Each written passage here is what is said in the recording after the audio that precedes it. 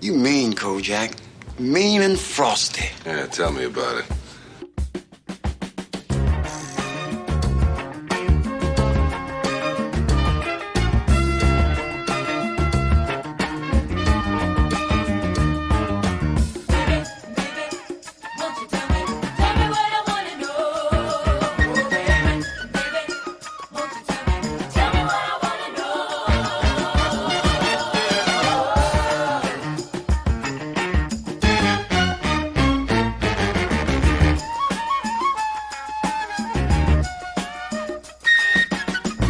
Starts to kick you around and you find yourself flat on the ground. Well, it's a sure one to five there'll be someone to jive you and try to keep bringing you down. Now, for a while, you might take that abuse and convince yourself to stay loose. But then one day, he'll throw you away and say you're good for nobody's use. But then I'll come your way, turn your blackest night into day. When you're needing it bad, cause of rough times you bad, I'm gonna look at you and I'm gonna say... Tippy-Tap 35? Something. I don't know. All I know is Telly Savalas was spitting fire into the mic with that opening song. Woo. Murray, this has to be touching right at your heartstrings here. Yeah, this is... We said March is a celebration of us. It's our birthday. It's our 200th episode's coming up. And we're going to let you in on a little what makes us tick. So we're doing 2 Tippy Taps. One, I'm doing one, Griff's doing one of our all-time favorite TV cops. That's right. And so, of course, we're doing today Kojak. We've heard you talk about Kojak before. Yeah, I can't believe it took us this long to get to it, but hey, we're here now. Yours really fits in a lot better with what we do. We watched one of the greatest pieces of TV cinema I've ever seen in my lifetime. Yeah, it was perfect. And you have been pushing one of these remedies on us forever, and it has barely come to fruition until this episode. It's come full circle, finally. Chocolate bars and orange juice. Yeah, that plays an important part in this episode. I will say, that shit looked like Sunny D. It looked weak. Do you got to build up to the pulpy shit, though? Of course you do. This is baby steps. Right. Kicking heroin, for Christ's sakes, Griff. Come on. Right. And now, I mean, since it is... At first, you start with the purple stuff. Oh. Then you do the Sunny D. Oh, interesting. Then you do the pulp. Since we are talking Kojak, this is your guy. When you even start with Kojak? Interesting story, Griff. I'm glad you asked that. Like a lot of people, I was ignorant. I didn't know. I saw Kojak, and I'm like, oh, that's that fucking Who Loves You, Baby guy with the fucking lollipops. Fuck that guy. Gives a shit. And then one day, like a lot of things that happen in my life, I'm like lying in bed like 2 a.m, staring at TV. I'm like, Kojak comes on. I'm like, I'm going to watch this. I was still like ignorant. I was still like, I'm going to laugh at this. How old? I was like 18, 19. I came late into life. That's all right. Yeah. I found Star Trek late in life. I found Columbo very late in life. Oh. As long as you find it, that's all it matters. That's exactly. And I hope if anyone who has never seen Kojak, I hope after this Tippy-Tap you can go look into it. Right. So I'm just lying in bed, and like this episode we're doing is not my favorite Kojak episode because I don't have a favorite Kojak episode. Because to me the stories are, who cares? It's the character of Kojak I love because it's like, if you notice, like he's constantly irritated, always, which is kind of like me, constantly irritated. Yeah. He's abrasive. Kind of like me. Yeah. And so I was like, maybe I just like, I go, there's a scene, and when we get to it, I'll tell you, which I was like, oh my God, I fucking love this show. This guy rules. When we get to it, I'll point it out. Yeah. But so I was just watching it, and I'm just like, yeah, this guy's fucking amazing. Like, what the fuck, you know? And what I love about Telly Savalas is if you've seen enough of his shit, he basically just plays Telly Savalas in every movie. He's not really an actor. He just plays. Like, I totally believe this is Telly Savalas. Like, there's no blurring between Kojak and Telly Savalas. Did you ever go into any Telly Savalas movies? Yeah. I didn't realize he was a movie man too. Yeah, he was mainly known for Kojak. What's a Telly movie? Oh, there's a movie I want to do with a Bronson movie called The Family that he's in. He was in The Dirty Dozen. That was the one where he played a different character. He played like a religious fanatic guy in that one. So he stretched himself there. But for the most part... But he had a lollipop in his mouth? No. Well, see, that's the thing. Jesus loves you, baby. Here's the thing. You notice there was no lollipop in this episode. I did notice that. That's one of the things people don't get. He didn't say who loves you, baby, every episode. Mm-hmm. Which people think he does. No, he didn't. He probably said it like 3 or 4 times the entire series. Okay. And the lollipops didn't come in until the second to last season. Okay. Because you notice he was smoking these little cigars Constantly. the whole time. And it was because, and of course this makes perfect sense, because why wouldn't children look up to Telly Savalas? People came to him and like, you're setting a bad example. You're smoking. And he was like, okay. And he switched over to the lollipops. Okay.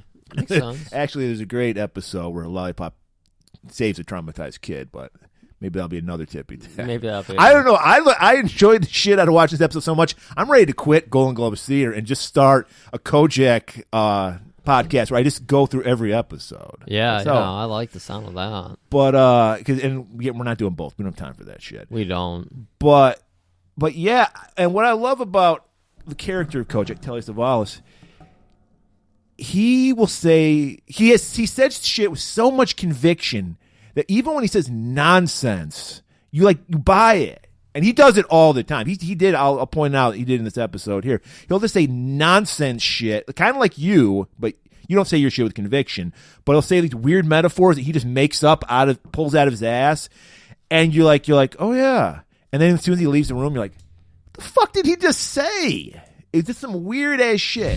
And I totally believe that's totally Telly Savalas ad-libbing. There's no way these phrases were ever written by a writer. That's kind of your thing, though. We talked about it with the Mac, where you felt like so much of that movie is ad-libbed. And if you watch that movie, I mean, this isn't just you. When I watched it, I was like, they're ad-libbing. Anyone who's not racist watch that episode. Maybe. Yeah, there we go. But it feels like so much is ad-libbed. You feel like he showed up, he did a Wings Hauser and just made up his shit. Exactly. And then just walked right off. Exactly. That's a perfect metaphor. He pulls a Wings Hauser. Yeah. I could totally see Telly Savalas doing the bar scene from Get All right, fringe fuck over here with a fucking little cigar hanging out of his mouth. Fringe fuck! And he would slap somebody. Yeah. That's what I also loved. Kojak constantly slapping people. Yeah. He's a total prick to everyone who works under him, yet they would take a bullet for him. Oh, interesting. Everybody fucking loves him. I like this. He's always throwing trash everywhere, too. I didn't like that about him. Because that's for little people to pick up. He's fucking Kojak. Mm-hmm. He's just like, fuck He really believes in meritocracy. But why wouldn't he? He worked hard to get where he is. Right. So he's one of the few where meritocracy actually worked. So good for him. Maybe be a little kinder to people, but... At least there's some connection there where they'd take a bullet for him. Right. But what's really important, Tim, I am even using your first name because this is your episode. People need to know more about Tim Murray, and they're always writing me, and they're asking me questions, and I'm like, I'm not Tim. Yeah, he's not. They're very curious. They know about our birthday month. They want to know what's happening with the cake this year. Do you have that situated already? I haven't thought about it yet. Pistachio, vanilla, white. Now you're bringing up. Oh man, you're bringing up the fucking nightmare I had a couple years ago where they fucked my cake up. That's right. Everyone's concerned about your cake. You went on that for 4 months straight. I'm not going back to that place. We know all about. For some reason, in America, we follow like the royal family over in merry old England, but you're the next controversy, right. the Murray cake controversy. Right? Yeah. You know what?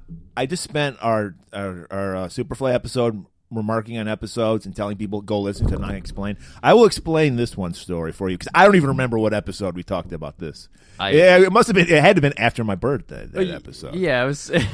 But all right, I wanted an ice cream cake. I just wanted pistachio ice cream, white cake, and a Pepsi. And I didn't even want a Pepsi. I hate Pepsi. And so we get the cake and we cut into it. And it's fucking chocolate cake. And I'm like, okay, I'll be cool. I was furious. I was livid. I was ready to fucking... I almost slapped my mom like Kojak would do. I was going to say, you almost... But I was like, you fucked it up again, and slap her. But I didn't. I kept my cool. And then we bite into it. And I'm like, this is fucking mint chocolate chip. This ain't even fucking pistachio ice cream. Because, they do the green ice cream with pistachio. You never know. and I just spat it on the fucking floor. I did a Kojak and threw it off the table. So my mom, terrified because I was ready. I was like Cartman, about to slap my mom. Cartman. Yeah, it's his name. I just like how you said it. Cartman. Exactly. So she's pissed too. She's like, "What the fuck?" So she calls up the place. They try to blame my mom and say she fucked up. So she goes up there with my sister. My sister's a total Karen. So my sister was like, I think there was like, she like threatened to call the police or some crazy shit like that. All I know is we didn't get a fucking cake. My birthday was ruined. It's garbage. I gotta let you know that we have the ABC Channel 7 problem solvers involved this year. We're getting you your cake. We're getting you a fucking pony. I want my cake and I want to eat it too. All right? Yeah. I don't just want it. We're doing the whole fucking blowout party for you this year. That's what you're getting this year. Pony. We're getting you your party poppers. We're gonna call up the ghost of Robert Ginty. We're gonna Ouija board him in. Just so you can poke him in the eyes. Yes, I'll do that. I'm for that. Now, the other thing people are very curious about is they want to know, did they ever let you into official basketball leagues? Because we heard all about your score streaks, your trick shots. They couldn't let Griff you. Is so jealous of this because Griff thinks of himself as the jock of the team because he was a little league player. He was a hot shit when he was 12. So now he can't let me shine at all. I'm trying to let you shine. No, you're not. You're throwing doubt on it. You're like mocking me with this. You're just like, oh yeah, you are. Yeah, what league did you play in? Let's remember, I dropped out of baseball. I quit on baseball. I quit on sports. I'm just trying to shine up your basketball skills. No, I never said I would have destroyed you. But I never said I was like so amazing. Like I couldn't have made my high school. Fuck, I went to a black school, Griff. Of course, I'm not gonna fucking. I'm like average height and I can't jump for shit. The highest I could ever jump, I could touch the middle of the net. That was the highest I could ever get. So there's no way in hell I could ever slam a fucking ball. You could have just said you're. And that was part of the reason why I was so great was I couldn't jump, so I had to figure out ways to score without getting blocked. That's right. Like John Stockton. Nobody cares about that. Everybody cares about John Stockton. No, only people in Utah care about John Stockton. The Jazz. Everything wrong with America is the fact that the Utah Jazz played in Utah, and now they're the Pelicans. No, they're still the Utah Jazz. Yeah, but at least Louisiana got their team back. It's just they're the Pelicans now instead of the Jazz like they should be. Yeah. So. Well, no, they were the Hornets. Oh, that's right. And would have made perfect sense because Utah is called the Beehive State. If they just switched names and it was the Utah Hornets and the New Orleans Jazz, that would have made perfect sense. Instead, Charlotte got the Hornets. Look, we had a team that spent 2 years to come up with the Commanders for a football team, for fuck's sake. All right? God. We suck. I mean, anyway, we don't suck. Let's get Billionaires suck. What doesn't suck is Kojak. That's right. Okay, I'm going to, for the novices, and I think this was your first episode, I'm going to break down the main characters on the show so you know the relationships they have with Kojak. First up, you have Frank, which is the captain, the old bald guy. Yeah. He's the captain. Kojak's is the lieutenant. Kojak runs that precinct. Frank, whatever you say, Kojak will fucking scream at him. That's played by his brother, too, isn't it? No, it's not. Oh, okay. This is played by the guy from Cleopatra Jones. I was going to say, I recognize this guy. Who was like, Cleopatra Jones. You're gorgeous, Cleopatra. Yes. I was like, why do I recognize this old, wrinkly white man? That's Frank. Was he one of the good ones? He was. Yeah. In that episode. That's why I recognize him. Because at the end of the movie, he did the fist. Yeah. Yes. Then we have Stavros. This is Telly Savalas' brother. Oh, okay. George Savalas. Which one was he? He's the fat guy. With curly hair? Yes. Okay. Obviously, he got the job because of Telly Savalas. And I know Telly Savalas never let him forget it because Stavros is like Kojak's punching bag where he just constantly abuses. He calls him Fatso. He doesn't call him Stavros. He's always Fatso. I like it. Constantly abused him. Of course he's going to abuse him because if you're a beautiful guy like Telly Savalas, but you got cursed with baldness and you have a fucking fat brother with this mop of hair, you're going to resent him. I mean, they have the same face. They have the same giant nose. They have the same That sounded a little racist. They look like Stonehenge figures. The both of them. Easter Island, not Stonehenge. There are no figures on Stonehenge. I mean their faces don't look like faces at all. They look like square figures. I meant Stonehenge. Well, then that's a stupid fucking comparison. If you had said Easter Island, I go, that makes sense because they have the. Yeah, I know. I was trying to save myself there. So yeah, he's just Kojak's punching bag. You have Crocker, who only had a bit part in this movie, this episode, who was supposed to be like the young, sexy dude, and even though he's balding. Was he the one with the fluff of hair sticking out? No, that guy's not. Just a nobody. Yeah, okay. Nobody. And he was the guy who would run and beat up people because obviously Kojak's like 50 years old when they're filming this shit. So he's not going to be running or doing any of that shit. So he was the action guy. It's like later seasons of Walker when Walker let everyone else do the stunts. And sometimes Mike Norris would show up to do a stunt for Chuck Norris. Right. And then you had Rizzo and Saperstein, where we were just minor guys. They were in like a bunch of episodes. They were in this episode, but they're just like minor cop roles. They never have any showcase. It's mainly Crocker with Stavros. So that's like the major recurring characters. All right. It's very easy to get a handle on. They don't make you waste time with characters, knowing where they're at, knowing what they're doing. They just cut right into it. You know Kojak's no nonsense. He's got that look on his face at all times. So Telly's good about that. Right. Always looks intense. Always looks serious. Always looks irritated. Always looks irritated. And how can you be irritated at your own birthday party? Speaking of birthday parties, I didn't even plan this. Yeah. Yes, it opens up with Kojak's birthday. We see happy birthday Theo, right? I think Theodopoulos Kojak. Yep. Greatest Greek cop of all time. Exactly.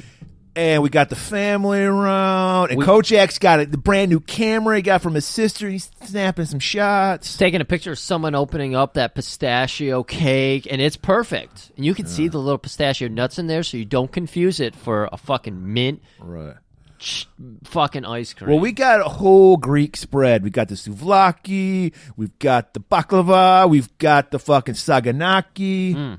Everything's so good. Did I ever tell you this story? That Saganaki brings up a story where my sister cockblocked me. Did I ever tell you this? The Saganaki cockblock? In Greektown, yeah. The old Murray, you've been. This is like your Han Solo run or whatever they call it. Run. Yeah, the Saganaki cockblock. You're just now going to tell me about it? Well, there's not a lot to it, but I could have gotten probably laid, and my sister was there to cockblock. She didn't intend to. It was just like if you were there with me, I would have gotten laid. But it was because my sister was with me. It threw me off. So what you're telling me is you're still not going to tell us the story because you're selling it to Disney? What? No. I'll tell it right now. Oh, okay. You want to hear it? Let's hear it. It's your birthday episode. All right. So my sister... This was around my birthday because this was a birthday present my sister got me. She got me tickets to see the Norwegian black metal band Mayhem. Of course. Who are famous for... Half the band was like murdered or committed suicide. Look into it. Okay. And so we saw that, and since we're like, I guess people don't know, like, people outside of Detroit might not know this because we don't have a Chinatown in Detroit. We have Greektown. Yes. I don't know why, because I don't think we have this huge Greek population. Maybe we did at one time. There's probably a good amount of history to it, and we'll get our researchers on that when we can hire them back. Right. Because I lost a lot of money gambling. And we barely have any Greektown now because the fucking casinos and shit pushed all those guys out. They pushed them out. Now we got Wahlburgers. Yeah, it's this chain garbage bullshit now. And we got Chicago deep dish pizza. Is anyone in the world clamoring for Chicago deep dip pizza casserole? That's a once every 3 years type of thing. Yeah, exactly. Like I have a hankering once. It's like leap year. Every leap year, you have a Chicago pizza. You bring in a New York pizza, have a nice slice when you're on the way to the game or something. Perfect. No one's sitting down. No one. So, anyways, the Saganaki Cockblock of 1998. Since we're down in Detroit, I think it was at Majestic. Good venue. So we're like, hey, and it was the most. It was the most clusterfuck tour because originally it was supposed to be a big tour with a bunch of bands, and one of the bands actually we saw at Harpo's, Marduk, they had work visa issues. So even though they announced they were going to be on this tour, they never came to America because of their work visa issues. Shit. And they were all like, they're coming. Because like we were at near the end of the tour. So like they're coming. And so as the tour went along, more bands fell off it because it was such a clusterfuck. Yeah. So by the time we got there, it was Mayhem and some local guys. Okay, that sucks. Yeah. And so where was I going with this? Saganaki Cockblock. So we go to the concert, and then we're like, well, since we're in Greektown, let's go get some Greektown. Greektown's probably like 4 miles away. Originally we usually go to the Lycon, which is no longer there anymore, but it was closed for some reason. So we went to the Pegasus, which is the McDonald's of Greek food. It's not good. Yeah. And so we're there. Scratches an itch, though. Yeah, and I got to point this out. People think my sister. We don't look like we're related, so people think we're a couple when we're out. Oh, no. Okay.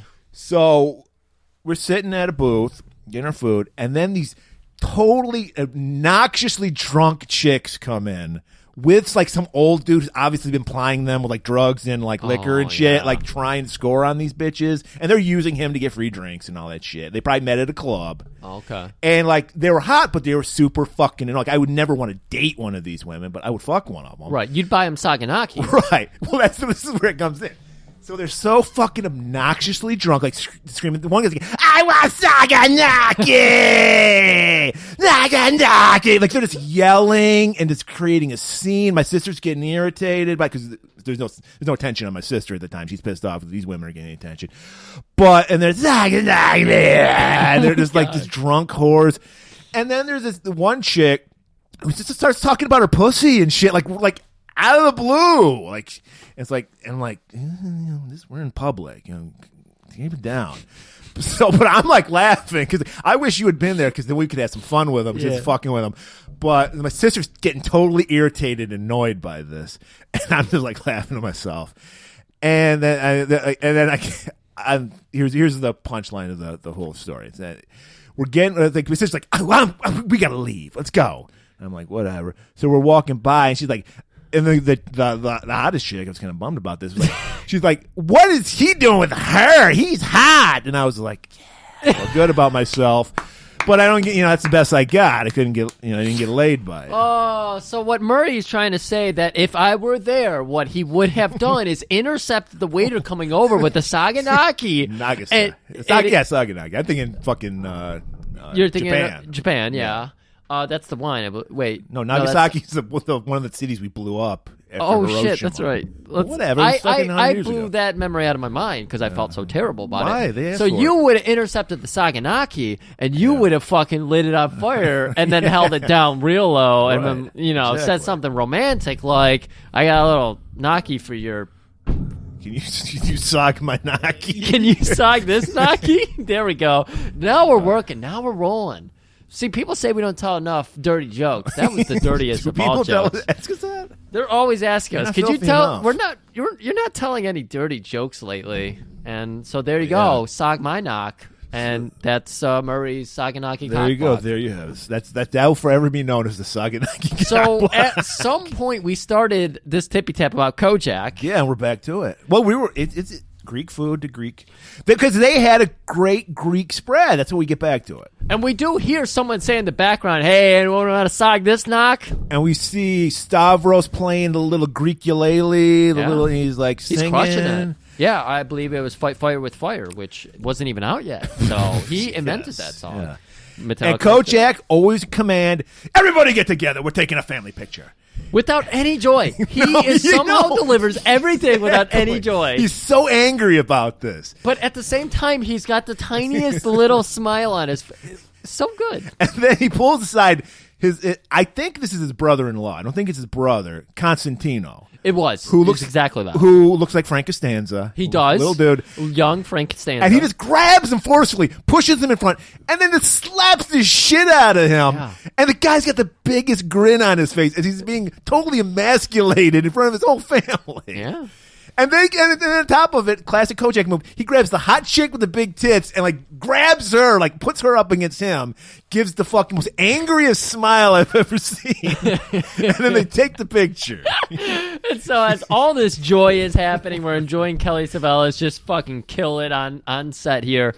We see this fucking sweaty Ted Nugent looking little motherfucker pop in. Perfect casting. Perfect casting. Little rat face looking motherfucker, Donnie.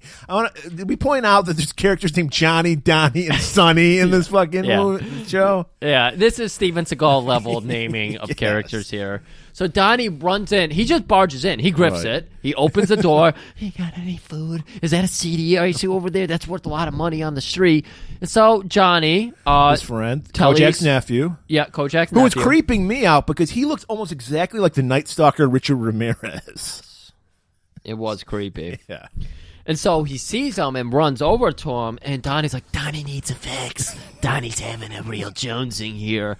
So drug addicts, as we know, talk in third person. That's just what. That's something that happens. Part of the symptoms. It's third person. You separate from yourself when you're a drug addict. It's the weirdest thing. So he's like, "You got any money? I'm a fucking senior in high school. Of course, I don't have any money." Right. This isn't like Reagan America where you can just go get a job and make a bunch of money in 1 week. No, this is the 70s. Oh. This is Carter, maybe? I don't know. No, this would have been either Ford or Nixon. Ford or Nixon, yeah. And so, I guess they're going to just go out, try to score somehow? They allude to just them leaving, but it turns out as we get to the street, Donnie's got sticky we get fingers. a nice zoom in on that brand new camera that Kojak's... There was a zoom in. Kojak's sister Mary had got him for his birthday, and you see him lick. He literally was licking his lips, and then he pulled a griff and just grabbed that fucking camera and then threw it in his shirt out the door with Johnny. Yeah, I've stolen a camera or two. So they're out frolicking on the street. They're always skipping on the streets in New York. They do skip the street. See, Murray, this is what I'm talking about by walkable cities. Look how happy they are in their walkable city. Right. So that's what I'm talking about. Can I just point out something? Yeah. Griff's constantly talking about walkable cities.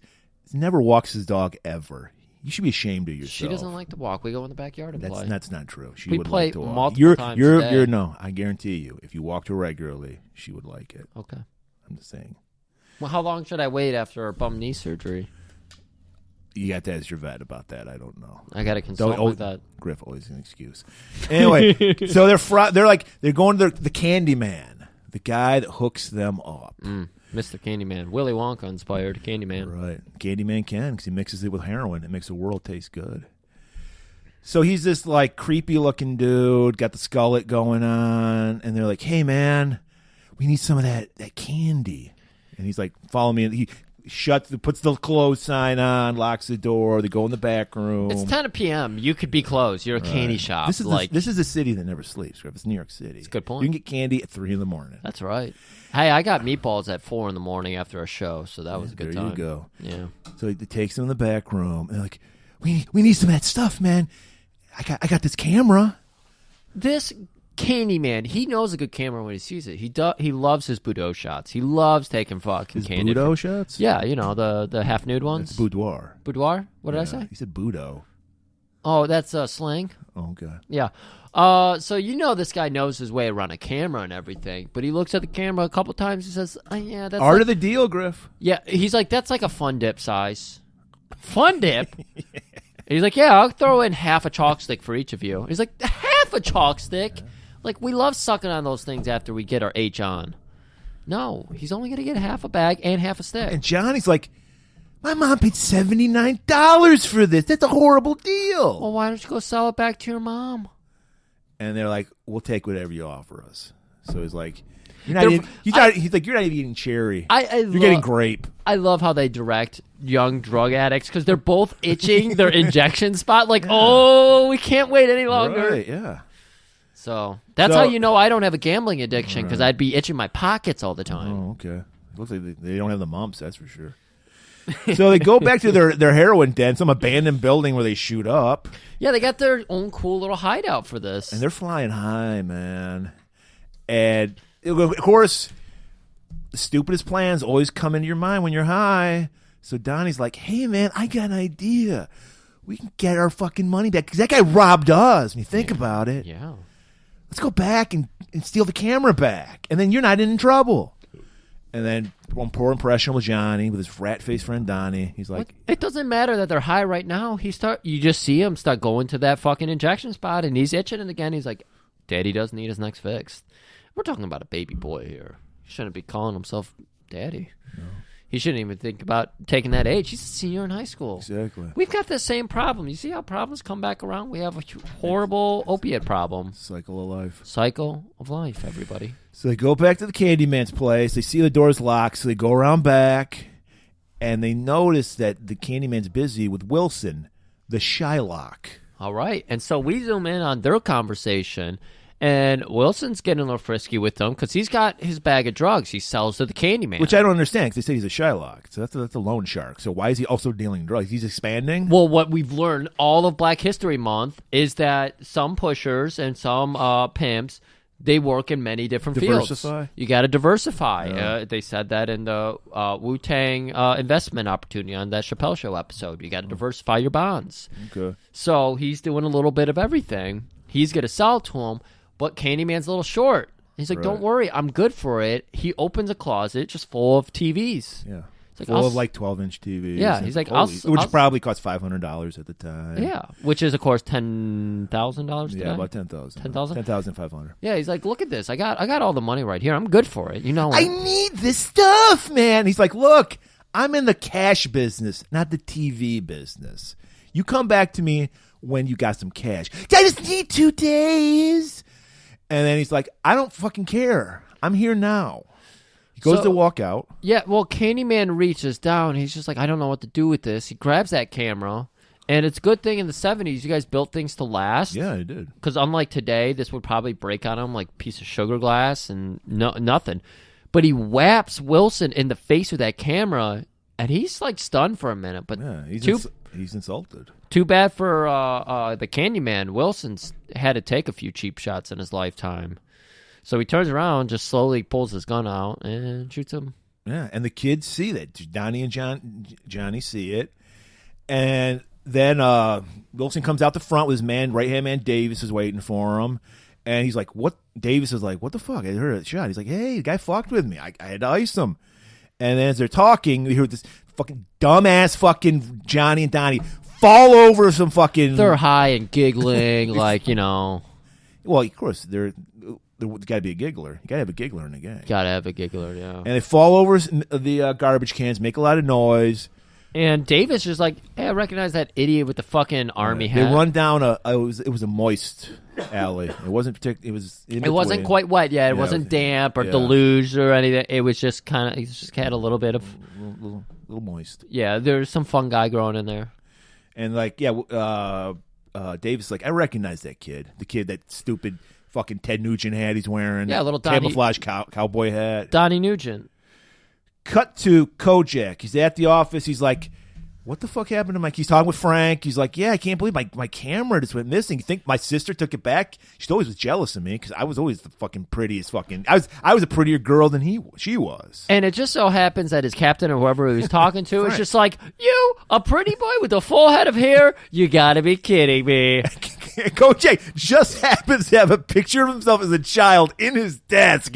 Pulls it out. Frank is like, you are beautiful. This is amazing. And they keep the photo hidden from the camera so the audience doesn't know. But we can assume. And then we get a call. Apparently they kept great records in the 70s. He's like, Kojak, we found your camera at the scene of this crime. And they got all the serial numbers and everything. So we go to the candy shop. Because that's where they found the camera. They're like, we're just going to leave the camera where we found it because you need to go there anyway. So. Right. And Kojak's breaking it down. He's like, obviously, this was a robbery. You know, somebody wanted this camera, and then the guy wouldn't buy it off him, and he shot him. Case closed. Right, and they're like trying to figure out, was this a crime of passion? Was the person just have a sweet tooth? And he's looking around, and he's noticing that nobody touched the Toblerones. And if you're going to rob a candy store, that's the first thing you're going to go for is the Toblerones, because those are Swedish, they're imported, they cost a lot of money, and they're triangular. Are they Swedish? Yeah. Okay. I thought they were Swiss or something. They might be Swiss.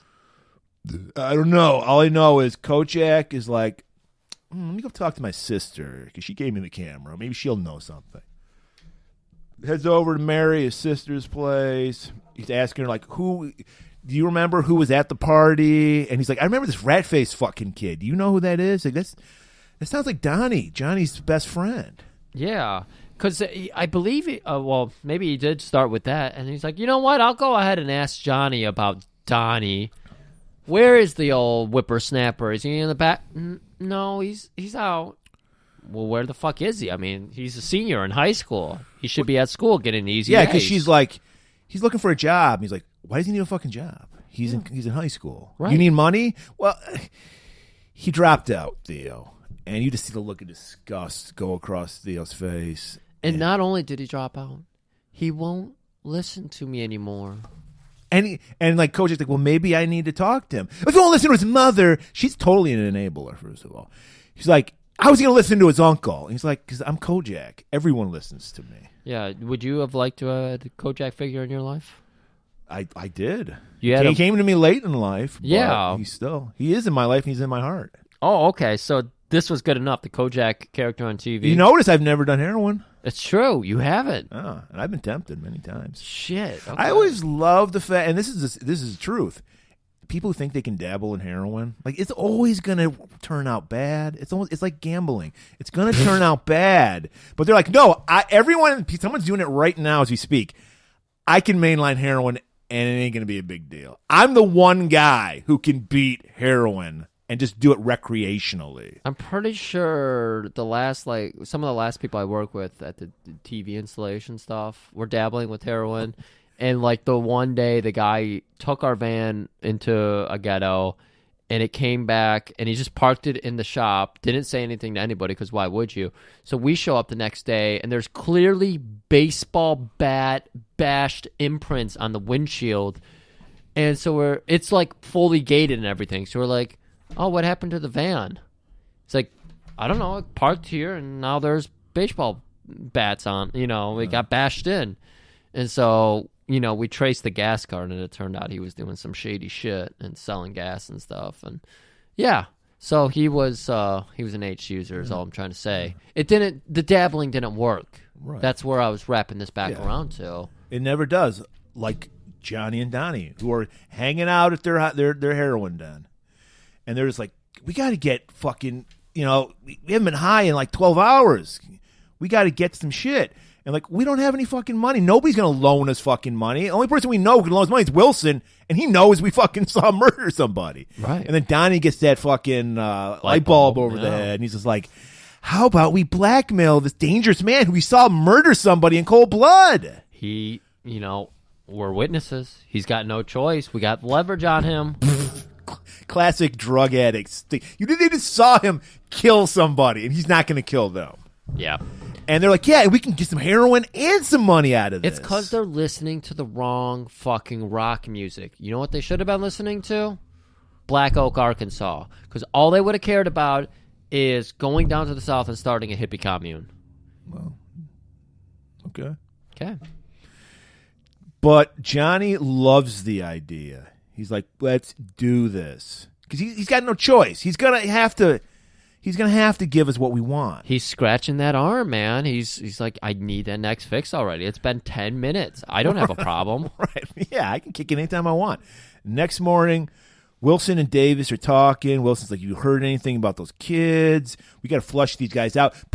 Just start handing fucking $2 bags, which I wonder how much that would have been in heroin. I mean, $2 seems like nothing. Yeah, really, right? But then inflation, I don't know. Because $2 in 1975 was like $12,000 right now. Right. So I guess it works out. Oh yeah, it's definitely it's a. I mean, minimum wage was 2 cents an hour in 1975, so right. It plays out. So he's like, look, and like Davis is like, we've never done this. We're like big fuck. We don't do street level shit. He's like, do it now. We got to find these guys. Dabbling into marketing, it's a scary adventure. I can tell you that much. So now we go back to the precinct. Kojak's talking with Frank. He's just like, this doesn't play out. There's something going on with my nephew. I think he has something to do with this camera business. There's too many pieces floating above Kojak's head, and Frank can see it. Right. And so he's like, you're too close to this. Yeah. Even your nephew's involved with it. Go home, sleep this one off for a little while. We'll take care of some things. We'll put the word out there. And so Kojak's like, but what about... He's like, don't forget about it. He's like, I'm Greek. I'm not Italian. That doesn't work on me. He's like, take a nap on it. Before he leaves, Kojak grabs an urn of coffee and just pours it on the floor, and then it's somebody sweep this, mop this up. And what then walks is it out. with his power struggle, man? It's not a struggle. He owns the fucking. I mean, prison. yeah, really, it isn't a struggle. I can only imagine in college how many cherry butts, were Kojak forced people to pick up. Hundreds, if not thousands. Thousands. So Frank goes to Stavros and Rizzo. He's like, look, this is Kojak's nephew. We have to find this kid. Do whatever you got to do. Spend the precinct's money. We need to find this kid. I'll call in downtown. We'll slash the coffee budget in half. We need to get this kid off the streets. This is Kojak's nephew. Right. He's next in line to be Kojak. Right. Because Kojak didn't have kids. He'll never be Kojak. Exactly. Well, no, he won't be, but just in case. Yeah, just in case. So now we see Davis just happens to be hanging out at a newsstand reading Motor magazine. It's the 70s. And Donnie walks up on him. He's got his hands in his front pockets. Hey there. Not looking nervous at all. Not at all. He's like, you guys better give me $300 and some heroin or I'm going to go to the cops about Wilson. And Davis plays it cool. He's like, hey, baby, we can do that. Yeah. He's like, here's $20 right now and a little something extra for you. And hands a couple $2 bags to, and he falls like he's just a dumbass junkie, so he falls for it. It's working. Yeah, and he's like, you know what? I'm gonna sweeten this deal. You want to talk to Wilson about this whole thing? Well, we hang out at Donatello's. Why don't you come meet us tonight, and we'll get you an even better score. And he's like, sounds like a plan. So he just walks off smirking, that rat face. Fuck Donnie. So we cut to the scene where they're at D'Angelo's, the hangout of Wilson's. Yeah. And Wilson's playing it cool. He's like, kid, I would have done the exact same thing if I was in your place. Oh, I mean, this is when Wilson and Davis are talking in their car, and they're discussing the plan because this is how. I mean, this is a TV show. We need the audience need to know what the diabolical plan is going to be. Right. So so they're like going. Wilson's like, how about this?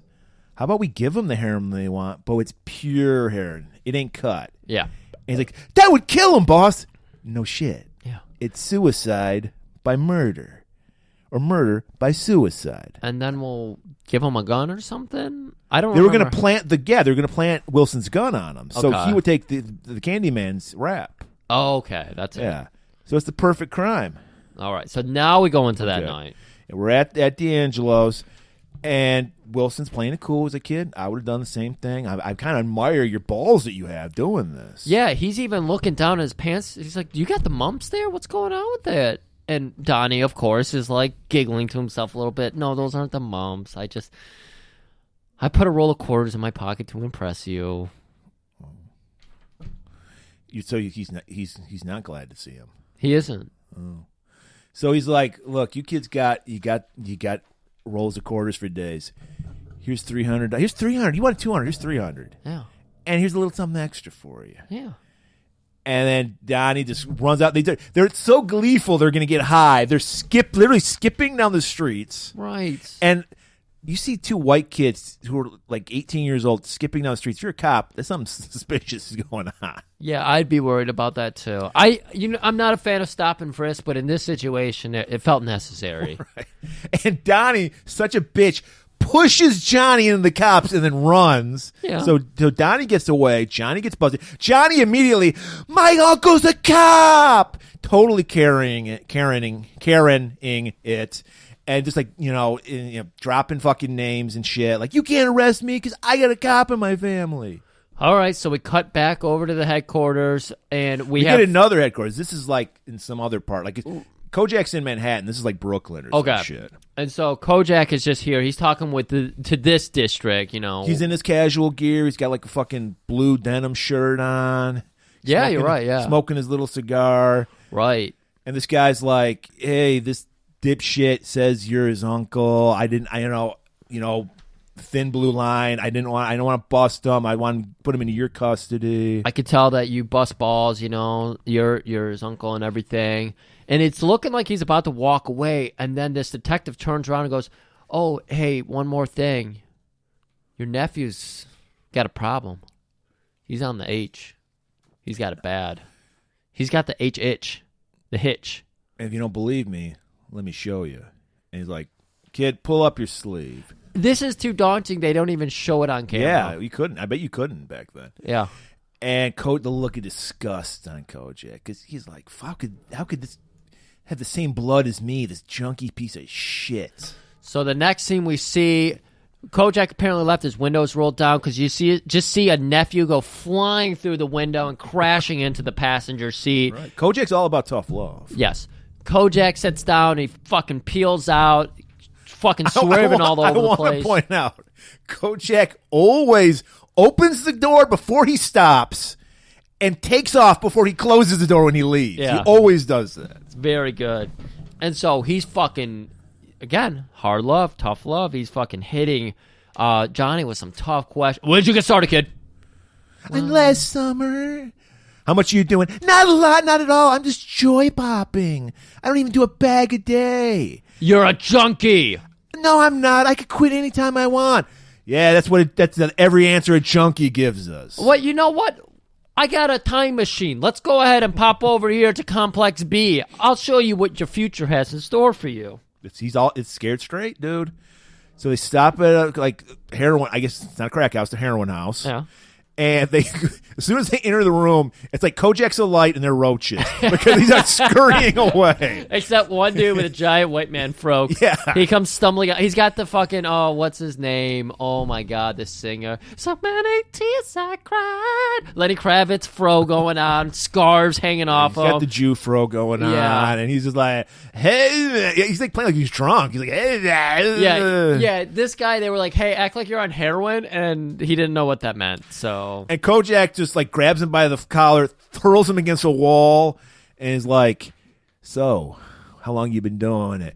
He's like, how old are you? It's like 19. Guy looks 19. like he's fucking 35. He's 39. And he's like, how long you been doing this? 4 or 5 years. But I kick anytime I want. I just joy pop. Excuse me, are we hearing like a glitch in the Matrix here? Is this not the same speech Johnny just gave us? Right. What the fuck? And he's like, show me your arm, kid. They don't show it. They don't show it. Pull up the sleeve. And then Kojak just dismisses the fucking crack. He's like, you know what? Get out of here. Grabs Johnny by the lapels, hurls him against a wall, pins him back. He's like, you know that piece of shit we just saw? I just see a junkie. You're looking in the mirror, kid. So we're back in the car, and again, we just see the kid go flying through the driver window into the passenger seat. Right. Fucking has to fix himself back up, get seat belted in. Probably weren't even seat belts at this time. And Kojak's telling him, you're getting detoxed. Right. First your body, then your brain. It's happening. Right, because that's all you need. You just need 48 hours away from heroin, and you're clean like that. That's it. All you need. He's like, I got a friend. So Kojak stops at a payphone, calls up a guy. He's like, all right, I got a place for you. Drive over to the place. Crotchety-ass old man, played by Neville Brand, who our listeners probably know from the Tobe Hooper movie Eaten Alive, about the innkeeper with the pet alligator that he fed people to. But he's Sunny South, ex-boxer, ex-junkie. He dedicated his life to cleaning up people. He's got a nice ankh hanging off his he's spiritual. neck now. Yep. And he's crotchety because he knows you got to come at him hard with the scared straight shit. Because or these kids will just tell you to fuck off. Kojak believes in him, but he doesn't even know his methods. So he's finally like, "Hey, let me know, what is your methods again?" And I think they've already maybe scattered Johnny up to the room. He's like, "Go up to 224 and shower yourself off, kid." Well, no, he breaks him down for a minute. He's like, "I'm not gonna take any shit from you, kid. Yeah. And you're gonna, you try to bail. That's it. You only get one chance with me. You try to fuck with me." We told him about the boxer and the, extra. He's like, "I will fucking put you down. I'll put you through a table. I'll throw you through thumbtacks. I'll light that table and tacks on fire." He's like, "Hit the showers, kid." And then Kojak's like, even Kojak's like, "Fuck, that was raw." Yeah. And then he's like, "I just like to rough him up a little bit, smack him around." And he's like, "I need any edge I can take, Kojak." Yeah. And Kojak's like, I understand. All right. What exactly are your methods again? Like, what is your... What do you use to really break him down? I use what every rehab clinic uses. Sugar and OJ. So I'm going to be cramming Kit Kats down his throat and pouring down the Sunny D with a fucking funnel in his mouth. Kojak's like, all right, that sounds pretty good. Come back to me in a couple days. I'll have him cleaned up. What else do you need from me today? He's like, the room for a week in New York City. This is a pretty nice fucking. I think people would kill to have a 1-room apartment in New York. 100%. It's like $34. So Kojak pulls out this big wad, rips off two. This is where I became a Kojak fan. This is good. This scene. This is good. He slams 2 20s into Sonny's hand, and then he walks away, and then he stops himself. And this is where, if you watch normal, boring TV, you're waiting for him like, take care of my nephew. Yeah. Kojak just goes, you owe me $6, baby. And then slaps Sonny in the fucking face. This guy who's going to help him. And the biggest grin on Sonny's face. He's like, I got slapped by Kojak. All right. Love Fest is over. We go to our commercial back. We come back, and it's right down into fucking hollows of heroin. Right, because remember, Donnie got that pure heroin from Wilson, and he's ready. He's like, fuck Johnny. This is all for me now. Right. And he's double dipping here. He's got one whole fun dip stick now to work with. So he's like, I am going nuts. I'm having the time of my life here. Next day, we get the scene. There's just a body with a needle dangling in his arm. We got Kojak, Stavros. I think Saperstein was there. They're going over. Kojak's like, I want full forensic on this fucking body. We see the gun that Wilson's gun was laid there. And like Stavros is like, I guess the case is closed. This kid fucking obviously killed that guy. Clearly. And Kojak's, no, I think there's some other shit going on here. You want us to do a whole forensic on an OD case? Like, none of this makes sense, Kojak. This is my nephew, kid. And then he actually said, this is my nephew Fatso, because he's fat. So now Kojak calls up Sonny. He's like, hey, I got some questions for Johnny. Johnny is like puking his guts out. He's fucking naked with just a fucking blanket around him. This is one of my favorite scenes it's a beautiful ever. Scene. I already love the fucking paying off Sonny. You owe me $6, slapping him, grinning. And then they come back with this scene. It's so perfect. So you just have Sonny in the foreground talking on the phone, and then like a fucking mummy lurching in the background. You see Johnny come in, waddling, covered in a blanket, sweating profusely, bags hanging off his eyes, crashes into the foreground in front of Sonny as Sonny's hanging up with Kojak, who has been told, you can't talk to him today. I need like another 48 hours alone with him because this kid's about to crack. Right. And so hangs up, and then Sonny turns to the kid, grabs him by the hair, pulls his head back, and shoves the saddest chocolate bar into a Hershey bar. Saddest fucking bar. It was like already 80% melted, so it's like crumbling, and he gets it all up in his teeth, and then he turns and grabs, and I was curious about this, because do you start with the lowest grade of pulp? So that's Sunny D. Sunny D isn't even orange juice. Exactly. It's chemicals. It's 1% orange juice, 99% kelp, some shit. And so that's what he's shoving into his mouth here. But Johnny's doing a good. This is the only time Johnny acted well in this episode. He's spitting out chocolate bar. I can't do it. And he's like, and then we get the backstory of Sonny. This was a great scene because I'm not kidding. Sonny had some great acting because tears are coming up in his eyes. He's remembering about his life. It's like, yes. He's like, I kicked twice.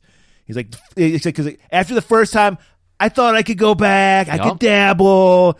And then my fucking brother just locked me in a room for a week, and I kicked it again. And you can do it too, kid. I just want to get it. I want to get high. I can't do this. You can do it, kid. I believe in you. All right, and don't be confused. In the 70s, their forensic teams were on fucking fire. These guys get the full assessment back within 12 Ballistics, all that shit. They have everything. They have samples from the walls. They know what TV show he was watching that night. They know what tune was in the air. I don't even know how you do that. Do you hold a glass to the wall and capture it somehow? I don't know. I don't know either. But the prints match on the gun and on the camera that was stolen. So we're like, case closed, Kojak. Donnie fucking did it. And oh, by the way, that the heroin he was his body, because like you said, they got all the forensics back fucking next day. Yeah. 10 times stronger. It's pure heroin. 10 times stronger than anything you see on the streets. So now Kojak is rattled because he's like, fuck, there's no way I can't talk to Johnny now. I have to call up Sonny. I have to talk to Johnny today. So Of course, he's gonna go. He's not even gonna bother with the phone call. He's gonna drive straight over there. Right. And as he's driving by, we see Sonny running down the street. Still got the agility, man. Right. He had a good pace going. And they stop, and he's like, Sonny, what the fuck? He bailed on me, Kojak. He's going for his stash. And then they're like, get in the car. So they follow. They go down like a block, and then we see fucking Johnny. This is very confusing. And so they jump out. They chase him down. It was a dry alley. Yeah. It was dry. This would have been a perfect scene for Crocker, but for some reason Saperstein was doing this one because he like tackles Johnny. Right. And they pull him up. And he somehow got to their safe house, got the drugs. This is amazing. And Kojak's like, you would have been dead if you fucking did that shit. That's pure heroin. I just wanted one more hit. I was going to go back. I was going to get off the stuff. I just needed one more. Perfect fucking junkie talk. And Kojak's like, your fucking friend Donnie is dead, kid. We're hauling you in. And they go back to the police station. And we got Johnny's like he's naked again for some reason. And he's got like a blanket around him. I didn't even think about that. He's back in there shirtless, at least we can tell. He's Steven Seagaling it where he's got the fucking blanket pulled up for a sex scene. That is not what's happening here. I was just, for some reason, reminded of Steven Seagal's sex scenes when he's always got his blankets pulled up to his nipples as someone dances. So Kojak he's like, you're not my family anymore. You're just a criminal. So he's grilling fucking Johnny, and Johnny's like, hey, he gives up Wilson. He talks about Davis. He's like, all I know is they hang out at D'Angelo's. And then he's like, I want to kick this Sonny. I want to go back. Sure, kid, we're gonna do it. And then Kojak's like, I don't trust you, you fucking piece of shit. I don't care. You don't have my blood. There's no way Kojak blood is flowing through that pussy ass body of yours. Yeah, I'm gonna arrest you. We're gonna book you. But I'm gonna pay the bail. But if you fucking run this time, you're going to be kicking H while sucking dick in jail, motherfucker. So it's straight up scared straight. Yeah. I'll pay the bail on you tomorrow. We'll get you back into Sonny's place, but you're fucking doing some time, motherfucker. So now Kojak's like, I got to talk to his mother. So he goes to her, and he's like, your kid's a junkie, Mary. She hasn't seen her son in like 3 days now, by the way. Yeah. And so she's finding out about it because Kojak's telling her right now. Right. She's like, I've been wondering where that kid was. Kid's a junkie. Junkie? Junkie? That's a word. My kid's not a word. And he's like, your kid's a fucking animal. Do you want a fucking son or do you want an animal? You got to go. Because she's like, I want to see him. I can take care of him. No, this is something you can't take care of. He's in a safe place. He's going to deal with some real people. Maybe I can let you see him in a couple days. Yeah, he's like, look, because she's like, no, I want to see him. He's like, look, give me a couple days. I'm going to give you the address where he's at, but do not show up for a couple days. And she's like, fine, I can deal with that. So he leaves her with the address, writes it down and everything. Now cut to D'Angelo's, the hangout of Wilson and Davis. Wilson's there. Stavros grabs him. Spread him! Spread him! He's like, spreading. He's like, what? Spread your butt cheeks! You mean Davis. And Kojak strolls in, smoking. He's got the little cigar he's smoking. Pushes up on Davis. He's like, you're going to tell me every fucking thing that's going on here. I don't know anything. And then Stavros comes in. Hey, Kojak, look at these little baggies. These are the kind of baggies they sell heroin in. It's perfect. You could totally put someone to jail with this evidence. Yeah. And so Kojak's just feeling full of confidence, just brimming with it. He's always brimming with confidence. Right. And he starts looking around. He's like, oh, look at all this flour. Oh, look at this. Look at all these drugs. What he does is go, and this is the Kojak line. He goes, zippy-dippy-doo! And just grabs some fucking flour that's pouring in. He's like, what do you know? You're a drug dealer now. What? That makes no sense, Kojak. What are you talking about? And he's like, yeah, I got enough to book you now. Right. And guess what? When you're in jail, I'm going to put her around the street. You're a stoolie. You're a rat. Yeah. That's not fair, Kojak. Yeah, I know. I don't give a fuck. I don't give a fuck. Who gives a fuck?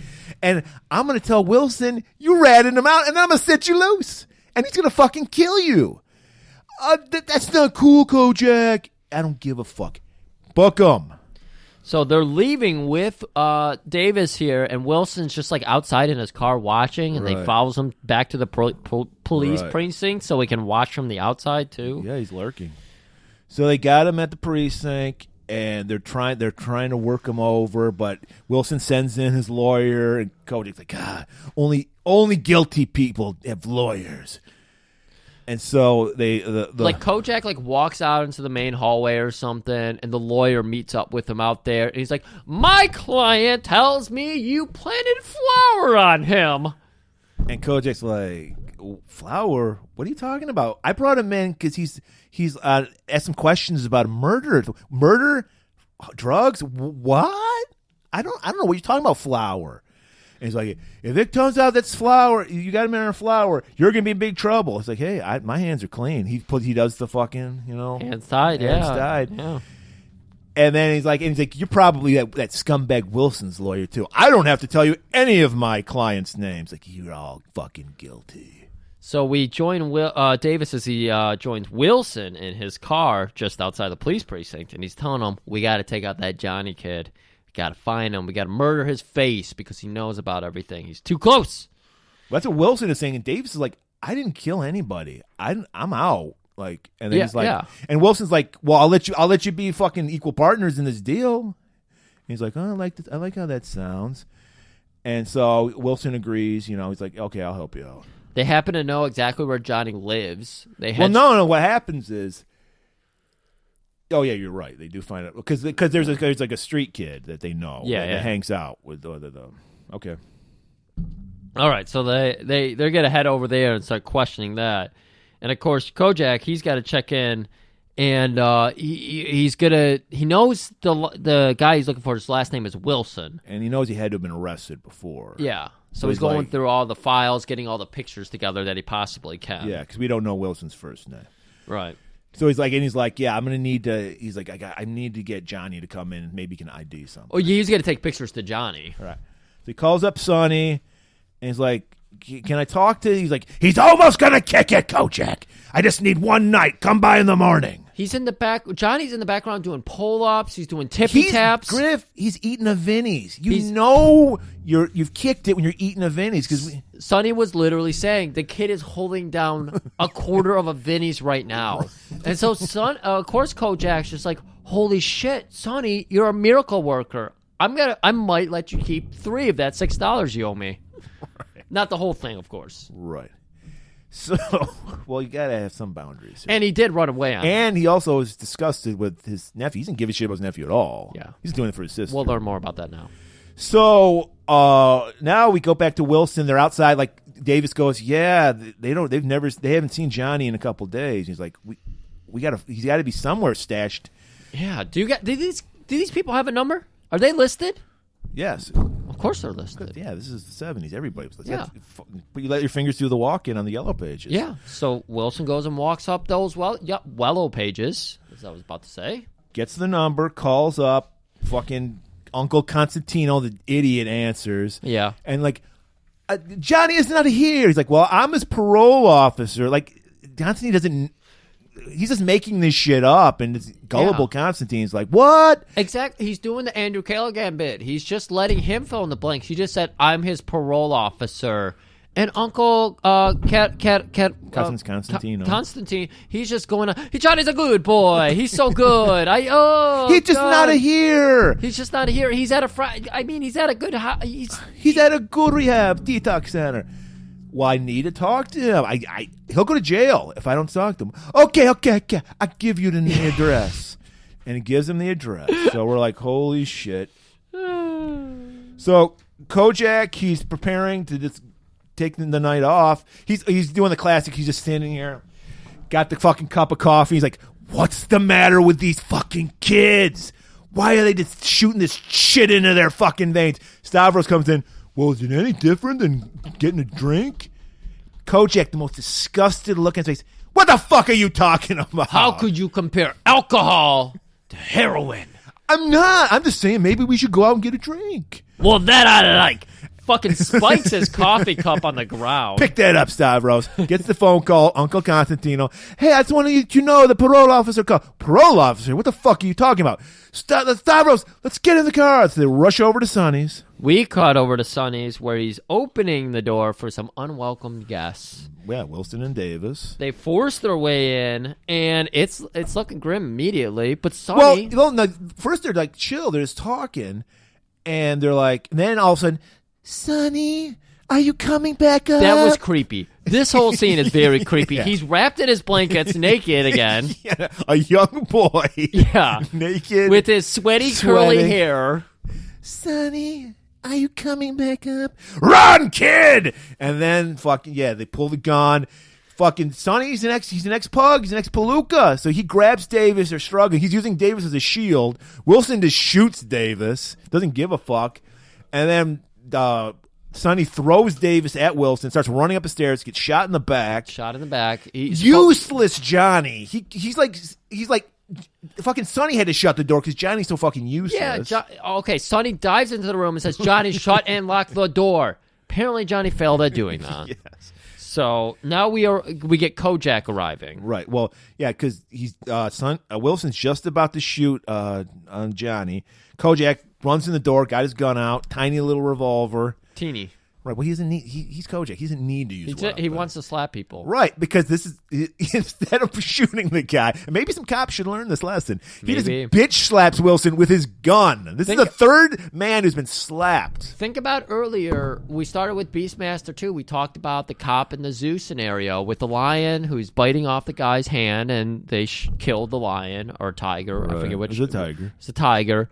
Kojak would slap the tiger, right. which wouldn't kill it. Would probably just teach it to respect its boundaries, you know. Right. So Stavros comes in, arrests Wilson. We see Sonny laying there. He's dead. And this is the perfect Kojak line because he just looks at his nephew so I mean, Johnny's guilty. He's feeling guilty. He bonded with Sonny. He's crying over Sonny's body. Right. He's like, he's dead, kid. I hope the trade-off was worth it, you piece of fucking shit. And then we get a nice little zoom in on that Ankh eternal life. It's the irony because he's dead. He's wearing that Ankh necklace. I think it would have been more appropriate because right before you cut to the Ankh, you see a loogie heading towards Johnny's face out of Kojak's mouth. Yeah. That would have been a good freeze frame in between that. But the Ankh's also a little, a little more poetic. It is. So there you have it, people. You got a little taste of the mind of Tim Murray. That's not all, because in a couple weeks, we're going to get into the mind of young Griffin Hageman when we do a Columbo Tippy-Tap. Columbo? So look for that in a couple weeks, and we'll see you next time.